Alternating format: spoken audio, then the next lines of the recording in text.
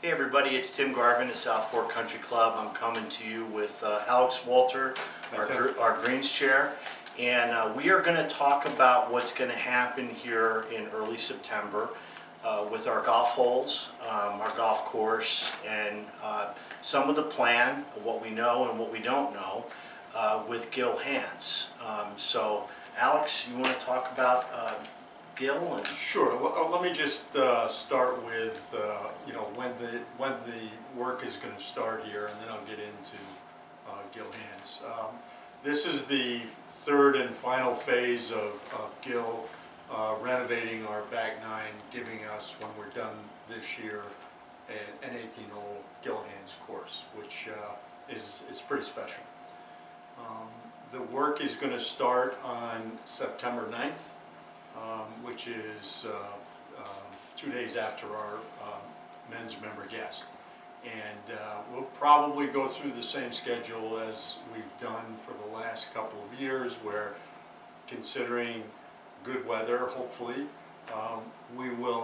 they usually finish up in the month of November, and then they grow in next spring, and we've been able to be on the back nine about a week before Memorial Day of 2025. So that's the schedule, and we're pretty. I know I am. I'm pretty excited about it because Gil has been with us since we built the front nine, and I believe we started building that around 1998 and finished in 2000. I think Gil's history is that he's a Long Island kid at the time when he started thinking about this, and we were one of the front nine that he built was one of the first projects that he had done on Long Island, probably in the top 3 projects of the first 3 projects that he did. So I think he has a little soft spot for South Fork because it was a big challenge for him, based on the acreage involved. As we all know, we don't have much acreage here, so he's had to be very creative, and there's no better creative golf architect in the world than Gil Hanse. So we started this renovation on the back nine in 2020, just before COVID, and we've done it in 3 phases: 2020, 2022, and now 2024. And he wants to see it through. He wants to see his hand on the design of the entire course, which he started doing in, as I said, 1998. So there isn't anybody in the golf course building industry that doesn't know Gil Hanse. He's probably the most sought after golf architect in the world, and we're pretty lucky that he'll continue to come back. I mean, if we could have had him from the beginning, we might have been able to do it all in one year, but his schedule is such that he couldn't allow that much time for a renovation. But he knows that South Fork is very important to him, and I'll also say that his plan is to come back in 2025 or 2026 and take a look at the front nine, look at the tees as they were built originally, see how it's played, and then make some recommendations to us if he can move any of the tees to make the course even better. So that's basically Gil's history with us, and we're really, really happy to have him complete this project. Just some questions that came up from the membership in the last couple weeks. So one of which is obviously September could be a great month for weather. That's great. It's great for golf, but it's also great for growth. So the timing of it was starting right after the member guest. We're trying to utilize as much good weather as we can to get the sod to congeal so that we can actually open sooner, right? Correct. Okay. Yep. So that was a question that we had. from the membership about the timing of it. Right. So we're trying to get that done as quickly as we possibly can so that the sod gets down and grows in. And we'll do what we've done in the past. We'll go back to our roots of a 9-hole course. There won't be any availability on the back 9 to extend the course for that period of time. There's just too much work on a large portion of what's going to be done, this fall. Cool. You know, I'm sure the membership's been very patient with us, and I think it will show at the end that we're going to have a pretty special place here. Yeah, awesome. So behind us, we do have the schematic for the holes of what we know and what we don't know, and they'll be attached to this video. So if you're just watching the video, attached to this are some information and highlights regarding the plan, as well as the plan itself on the holes that we know, which are 10, 11, and 12, right? Correct. The configuration of 13 and 14 are still up in the air, and based on... I think, as everybody knows, part of Gil's genius is when he actually gets to the site, he makes decisions on the spot. Right. I think you'll remember on when we did 14 and 15, he totally redid what they had done before he got here on the 14th green and the green area with the traps and the fescue. He did that all over again. So that's part of his genius, and he's very creative, and he'll get on the bulldozer and do it himself. Yeah. So what we don't know is 13 and 14. Right. And because quite frankly, I don't think he's totally decided what we should do until he gets a look at it. Okay, great. So behind me right now, we've got the 10th hole, and what we'll try to do is you're going to have this attached to the email as well. But basically, everything on about down to where the lower bunker is on the screen, that's the completed bunker work that's already there. The scope of the work that actually has to continue is everything from that bunker down to the green, which is at the top of the screen, okay? You'll see an expanded bunker complex on the right-hand side, and a new bunker on the right-hand side of the green, as well as a new bunker on the left-hand side. As far as the fairway goes, the fairway is going to be kind of widened out a little bit, but the reality is that that bunker complex on the right-hand side as you approach 10, it's a very narrow runway right now, and that complex is going to be expanded to protect that right side, okay? So that's really all they're going to do. Again, in the notes, you can read the explanatory notes on the right when you open the document, but basically from the fairway bunker down to the green, that'll be the scope of the work that'll happen this fall. As we get to 11, and there'll be a new green. There'll be a new green, yes, yeah, brand new green. And then you got the 11th hole, okay? The 11th hole is going to be a par 3, and it's going to use the existing tee box that's already been built, previously built, as well as adding a few more tee boxes in front of it. The women's gold tee, which is in the center, that looks like a little dotted outline, that'll be gone. And again, an expansive green with an expansive apron area, and again, Gil's trademark bunker complexes around the green for protection as well.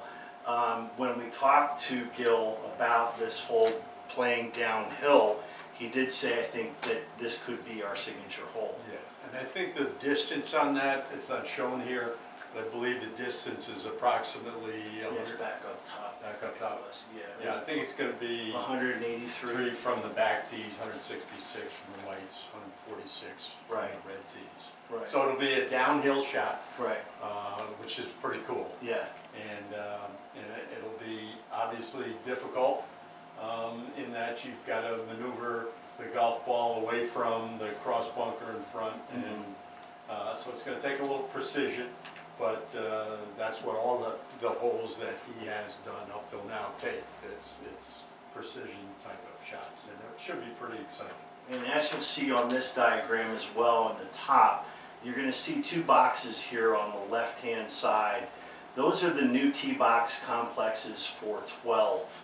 They will be behind the 11th green, and they will create a very, very long shot, or maybe 180, 200 yards, I think, carry to where the hill is on 12. But those two new tee boxes, those are on the 11th drawing when you see them. And these tee boxes, you'll see when we go to 12, we'll scroll down to 12.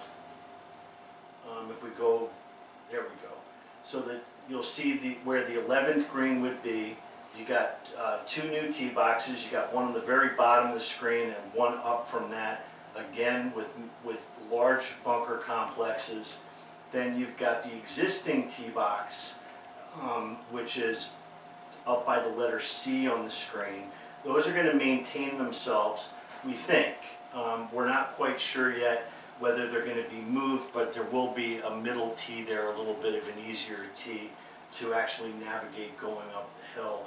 And as you go back up 12, you'll see the bunker complex will come into the fairway more with a wider fairway, a restructured bunker on the left-hand side of 12.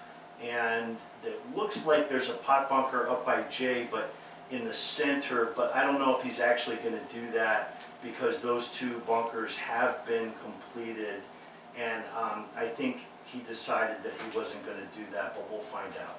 So and we're not sure what he's going to do with the grade No. as you go up that hill, because it's Right. It's pretty severe right now, but he'll figure that out. And that from the back tees is going to be a 406-yard par 4. So it's a significant par 4. yeah, Much longer hole, and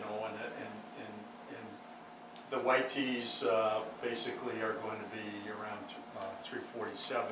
So, as with all his new holes, I mean, people really got to decide now, where they want to play from. right. What's gonna make, their round most enjoyable, whether it's the blue tees or whether it's the white tees and the ladies' tee or the gold tees for the women. Right. So, it's a pretty exciting project up till this point. As we said to begin with, that we don't really know what Gil's going to do with 13 and 14. So if you have questions, we can't answer them right now. But again, he's going to build great golf holes. Right. So I think what you saw with the diagrams, you saw the par 3 on 11, and you say, well, what does that do to par? Okay, and that would make this a par 69, and you don't see a lot of them, but there are, in our country, overseas, there's a lot of par 69 golf courses, and quite frankly, it's not about the par, it's about, do you have the best golf holes you can have on your course. And when you see the tournaments every week, the winner is either how far below par are they, or the losers are way above par. Right. So par can be whatever it is, and you play to par. And we know that Gil wants to build us the best golf holes, and we're sure he will. Yeah. So again, we'll have another opportunity when Gil comes back to look at our tees on the front to make any changes. So for the time being, it'll be a par 69 from the blues. From the back tees. From the back tees, and not sure what it's going to be from the white. Yeah. So yeah, we've got options within that to do that as well. What we do know, or guesstimating at, is that whatever length we add, because we are actually adding length, whatever course that is from the back tee, whatever color that is, or whatever par that is, it is going to be an extremely difficult course, or harder than it is now. Sure. It used to be that, if you didn't fare so well on the front, once you got to the back, Yeah. you know, it was, you know, a little less strenuous, Yeah, let's say. might be You the could make- opposite. You could make up, yeah, now, I mean, in my opinion, the hardest stretch we have on the golf course is 15, 16, 17, and 18. Right. So, it's gonna be a challenge. Yeah. It's gonna be a better course, and that's what we all strive for. Yeah. And that's what Gil delivers.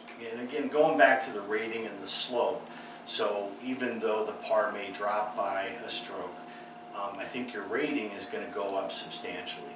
So the rating is actually the difficulty of the golf course. Right. So, you know, Bethpage, like it's in the documentation, the par is 71 with a rating of almost 76, which means that it's 5 strokes harder than its par. Right. Our course is going to have that, and we will be re-rated again with the MGA once all this is completed. And it'll be interesting to see what they come up with as far as a rating. I would expect that the rating would go up substantially. So we're looking forward to that. But this is really, we're lucky. We're really lucky to have him. You know, we had a superintendent from one of the top courses out here play the other day, and that super was asking me about the redesign, and about halfway through he said, "Do you realize how lucky you are?" And I said, "I do." Yeah. Well, and I think our membership does too. Yeah.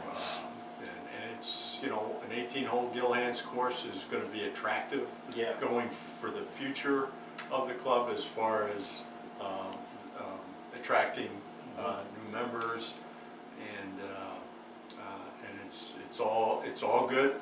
And you know, by November, hopefully we have good weather, no hurricanes, Right. and we can get this done, and we'll be playing on it next Memorial Day. Okay, great.